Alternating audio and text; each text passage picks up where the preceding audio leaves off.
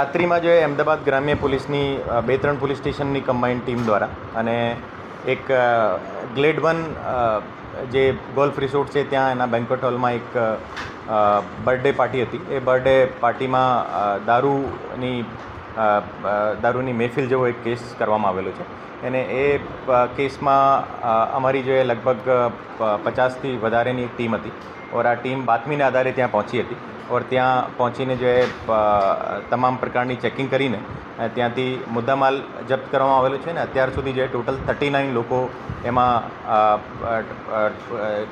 Liquor consume કરેલી સ્થિતિમાં મળેલા હતા.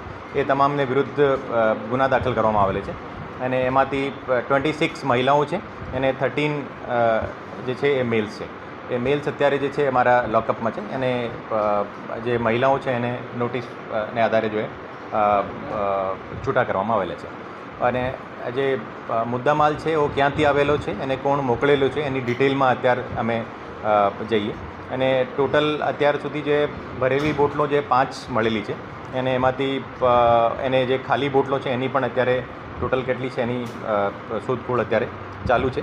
લગભગ 20 જેવી બોટલ્સ છે ખાલી મળેલી છે અને એમાં હુક્કા પણ મળેલા હતા. તો એ હુક્કા પણ જપ્ત કરવામાં આવેલા છે અને હુક્કામાં શું સબસ્ટન્સ હતો એની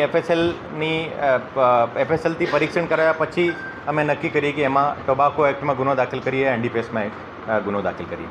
એ જે દારૂ મોકલનાર છે એના અત્યારે એક મિત નામના માણસનો અત્યારે નામ ખોલાવેલું છે ઓર એની ડિટેલમાં અમે મૂળ સુધી જઈને એ જે 20-30 બોટલનો જે જથ્થો હતો એ ક્યાંથી લાવ્યા હતા એની મૂળ સુધી અમે જઈએ. એના પહેલી એક દિવસ પહેલાં પણ અમે કલાર બ્લુ એન્ડ ગ્રીનમાં એક બંગલોમાં એક એવી પ્રકારની મહેફિલ ચાલતી હતી. એમાં પણ એક કેસ કરવામાં આવેલો છે. એમાં 12 આરોપી હતા. એ 12 આરોપીની કાલ અટક કરવામાં આવી હતી. ઓર આ પ્રકારની કોઈ પણ જે પ્રવૃત્તિઓ છે એને માટે અમદાવાદ ગ્રામ્ય પોલીસ અને આખી ગુજરાત પોલીસ જે છે કટિબદ્ધ છે કે કોઈ પણ સંજોગોમાં એવી તમામ પ્રકારની પ્રવૃત્તિઓ રોકવા માટે અમે અમારી તરફથી જો પૂરતા પ્રયત્ન કરીએ અને 100% અમારે જે એફર્ટ છે જેટલો તમામ જગ્યા અમે રેડ કરવાની, ચેક કરવાની આ કામગીરી અમારી ચાલુ રહેશે અને પહેલાં પણ ચાલુ હતી.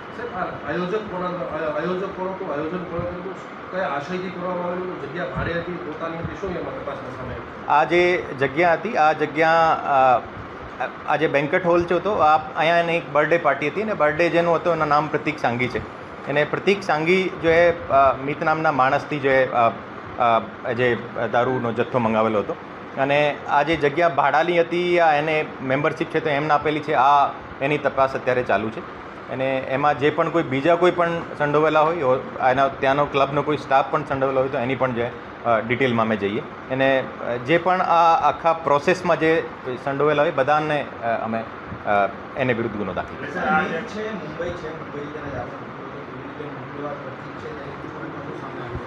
એની ડિટેલમાં તપાસ અત્યારે ચાલુ છે. એમ જે તમને ખબર હોય કે જે ટોટલ 39 આરોપીઓ હતા અને જે ડિટેન કરવામાં હતો એની સંખ્યા બહુ વધારે હતી. તો એની કાગળ કાર્યવાહી કર્યા પછી અને તમામને 39 અમે પૂછપરછ કરી અને પૂછપરછને આધારે જો એક્ઝેક્ટ ખબર કઢાઈ કે જે મુદ્દામાલ અહીંયા સુધી કઈ રીતે પહોંચ્યો.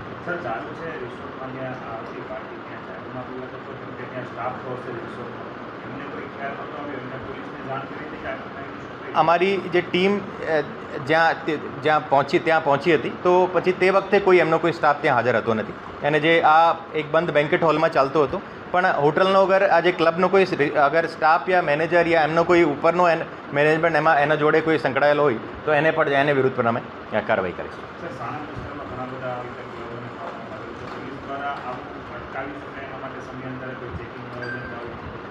આ જિલ્લાના તમામ હોટલ્સ, તમામ ગેસ્ટ હાઉસીસ અને આ જિલ્લાના તમામ જે રિસોર્ટ છે એ અમે કન્ટિન્યુઅસ અમારી એસઓજી, એલસીબી અને લોકલ ટીમ તરફથી એની તમામ પ્રકારની ચેકિંગ ચાલુ રહેશે.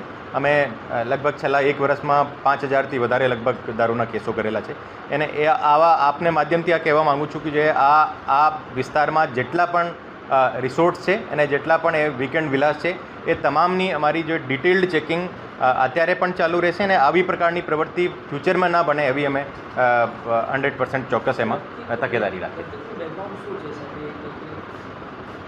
પ્રતીક જે છે અત્યાર સુધીની તપાસમાં એને 2-3 એને નામથી કંપનીઓ જે મારી ડાયરેક્ટર છે એને અત્યારે જો એમાં ચાલુ હાલતમાં કઈ કંપની છે આ બધી ડિટેલ અમે ફર્ધર એના ઇન્ટ્રોગેશનમાં ખબર પડશે.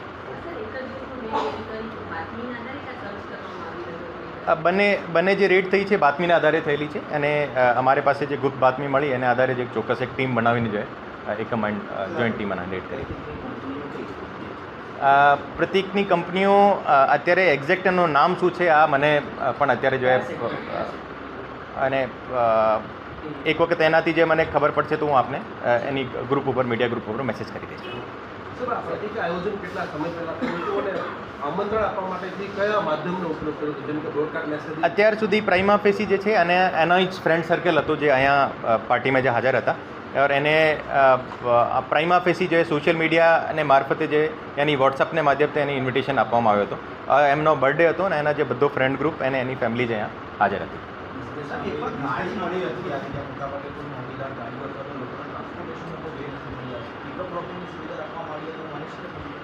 એની પિકઅપ ડ્રોપિંગમાં એને જે મુદ્દામાલ લાવવા માટે કઈ કઈ ગાડીઓ યુઝ થયેલી છે એની પણ તપાસ અત્યારે ચાલુ છે.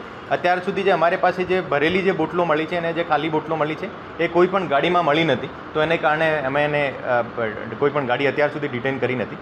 પણ એમાંથી કોઈ પણ ગાડી જે એના ટ્રાન્સપોર્ટેશનમાં જે યુઝ થયેલી છે કોઈ એને પણ અમે ડિટેન કરવામાં આવશે. આગળની તપાસ જે છે આ મેઇન અમારો જે આ દારૂનો જથ્થો હતો આ કઈ રીતે અહીંયા પહોંચ્યો હતો ઓર જે મોકલનાર છે એને બીજો કોઈ પહેલાં કોઈ